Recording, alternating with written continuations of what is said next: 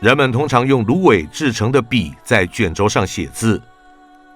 笔的尖端会略微劈开，形成一个笔尖，以便容纳较多墨水。将笔尖进入水中，然后在一块干墨上摩擦，这样笔尖上会附着少量液体墨水。文士在书写几个字母之后，就需要重复这个操作。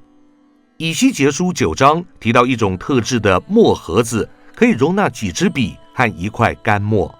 人们还会将少量非永久性文字写在平板上，这种平板通常是木质的，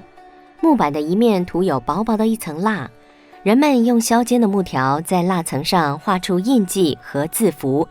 蜡层可以抹平，重新用来写字。尽管旧约提到的书写大部分只用笔墨写字，